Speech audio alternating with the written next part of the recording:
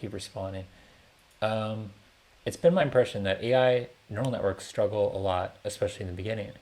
Is there a current investigation into speeding up that process with specific teaching to eliminate some of the most ridiculous options? Yes, there are. They call it one-shot learning. I mean, um, oh, did my game bug out? Oh yeah, this is a dragon or a demon. I would totally play this, and then we'll go ahead. Okay, I think we're good. I mean, we're really hurt, so we need to level up. Wait, what level is the? Nobody knows. Nobody plays this game in chat, right? Nobody remembers what the floating watcher, what level that is now. I haven't played this game in a while, so I don't. I think they moved it, right? Ah, whatever. We'll figure it out together. Um, so yeah, one shot learning. Yeah, so there's ways to the sort of speeding up the training. They also try to transfer sort of the learned weights from other neural networks. Um, thinking that if they're related problems. So if you train like a cat classifier or something, a lot of the layers, kind of like the brain, which is really cool that neural networks do this automatically, convolutional neural networks, will have the abstraction layers start from simple to more advanced, like edge detection to shape detection to some more abstract assemblage of shapes that resemble a cat. So in theory, they have these things where you can knock off, the final more abstract layers, reset the weights, and have them retrain on like dogs with a set. But now it doesn't have to start from scratch. Um, oh yeah, I'm gonna buy this. Oh yeah, I was gonna level up. I gotta stop. And this is all damage I've done to myself. Um, and let's see. Specific teaching eliminates the most ridiculous. Yeah, I mean, if you talk about um, the slowness of which AI needs to learn, I mean, yeah, AIs are such a buzzword already. Um, I mean, it's essentially so if you do more traditional statistics like regression models, you have like a handful of free parameters, and they converge because you have say 50 or 100 data points or 200 data points. I mean, the problem with AI with deep networks is they sometimes have tens of millions of free parameters, so you need a lot of data points, and you're hoping that they converge, and then sometimes they're running the same data through the network over and over to help it converge. I mean, technically that's what's going on. This is why they take a long time to train, and those are all giant matrix operations with derivatives, which is why the one of the reasons why the GPU cards have gotten really expensive. Between all the deep learning work, between cryptocurrency mining, and then the cool video games coming out, GPU cards have gotten really pricey. But um, I said I'd stop doing this. I'm not gonna take that dragon. Oh, there it is. That's what I'm looking for. And there's a triple too. Awesome. Screw it. We'll do this. Um, let's see. Take a long time to establish the actual network. Yeah, it just depends what you're talking about. I mean, there's the training process is usually the most arduous thing. So like if you saw the it's not a face thing like a year ago, there was like a Swedish group of the NVIDIA lab has the fake face. Um, what are they called? Uh, they generate fake faces of people that don't exist, but they used a manually curated data set of photoshopped images, and it was like 50,000 images they scrubbed and manually curated and tweaked, and then or maybe it was like 70 or 80,000 actually. It was a lot, and it took them weeks to train the neural network on a battery of the most advanced Titan cards, and so it's cool. I got really hyped about that. I thought we could. I was like, oh, we could do such cool things. You can make like collectible card games with generated art, unique. Everybody gets unique art now or something. I was really hyped about that. I wanted to go to the game industry and YC and all of them, try to give them. But in practice, it's a lot of manual effort for a very specific problem.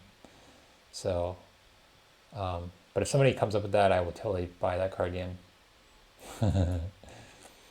Um, let's see, what else we can roll? We'll buy you. And I guess we'll just do this. Oh, I guess I should play that too. Okay. What a disaster. If we survive, we might, I don't know. Yeah, we're not in a good spot in this game. Oh yeah, I was answering somebody about,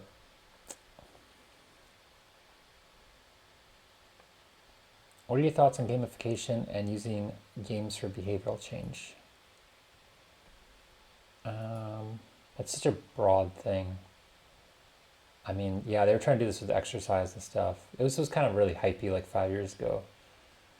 DBT skills into gaming. Do you think we could offset some of the negative cognitive effects some games have? Oh, like DBT, yeah. So CBT is cognitive behavioral therapy, which is the idea of, it's a psychotherapy practice. DBT is dialectical behavioral therapy, which is a response specifically to borderline personality disorders.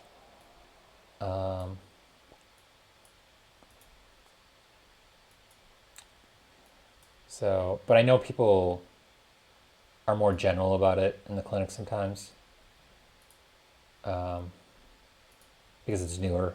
I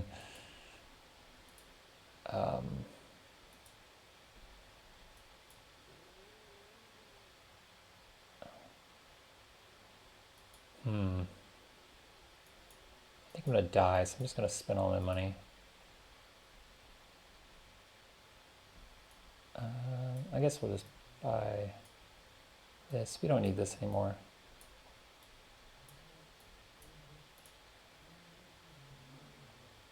Yeah, we don't need that.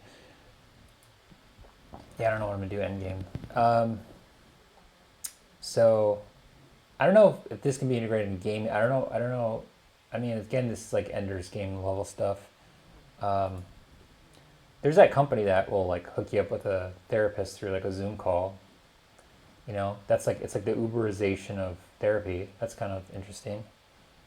But I know that's not what they're asking. But gaming is too much. Diagnosed ADHD. Oh wow, I'm still alive. What are you doing? Constantly playing on computer games, watching YouTube. Husband points out he socializes online. It's true. I mean, it's how I socialize. I think it's just kind of the new way of doing it now, which we have not addressed. Well, that sounds like a marriage problem. He disagrees that it's a problem, which is why I've not addressed it. I think you two need therapy. All right. That's okay. I shouldn't be judgmental. I should just roll for good units. Oh, that's cool. I guess we might get a 6-star. I think VR flights, I mean, close formation flying or aerial refueling, yeah, that sounds really cool. Has made be a better driver. He's talking about in games. I was like, does he do refueling missions in the Air Force? It's so cool. Or the Navy, I guess, does that a lot too. Reaction time, speed, movement, other vehicles, plausible. C, my friend. C, senor. I really like lead, dangerous, and flight control off for this reason. Elite Dangerous is just the space game I play sometimes. I like it because you could turn flight control off, and it's like 6 axes of motion. It's very unlike anything you would fly, like an airplane or anything, because it's in space. Because in theory, I could be pointed in this direction, and I could be sliding this way. So the 3 axes of each could be pointed is completely different than the 3 axes you're moving. So it's actually 6 axes of control. I don't know if anybody cares, but this person's hoping I can answer this question. Process information quickly. Stock market. Oh yeah, this is a cool question. Let's answer this one. All right. Did we get top 4? Oh no, we totally beat this person. Huh. Take that, Mr. Exequiel 96. Mr. I'm guessing 24-year-old.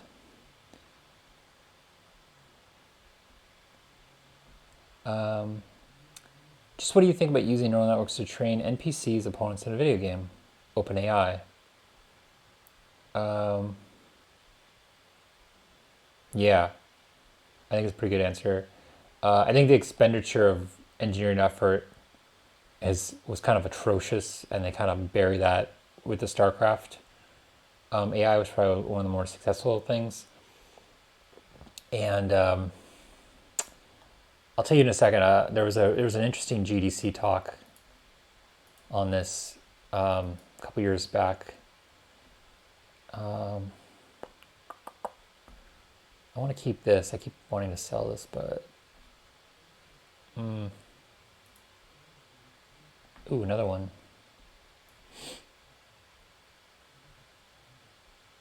It's probably greedy, but let's do it. Let's do it.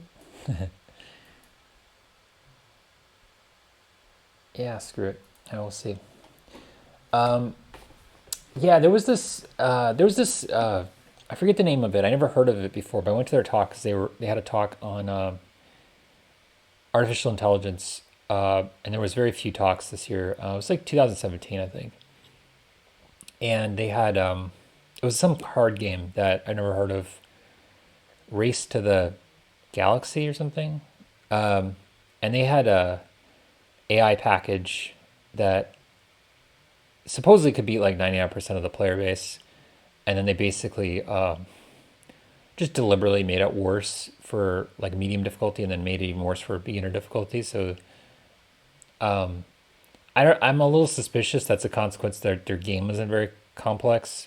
Because I think StarCraft had this problem. They kept trying to advertise how they were beating pros, but I think at this point most pros don't have a terrible amount of respect for it. Like they figured out how to beat it, and they were having these really lopsided situations where they had professionals play against the AI in the StarCraft DeepMind setups, where the professionals were playing off their race. And oh, we got second place. That's pretty good.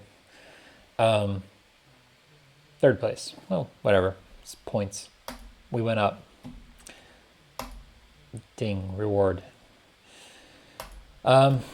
Yeah, but it's really weird because like it was kind of interesting because like the vast majority of the download was actually the AI, the neural network.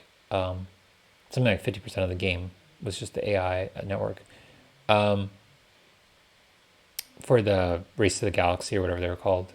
But yeah, the StarCraft AI thing was it was vastly underestimated how much work that was. They had like 100 PhDs working on that for years, manually tweaking it. Because they present these things like they're generalized intelligence, like they created something that if they unleashed it on a variety of problems, it would. But that's not what's happening. And so there's no video game company that's going to invest the Google R&D PR budget, which whatever it takes to not only employ all those PhDs. Let's do this because we just did the other one.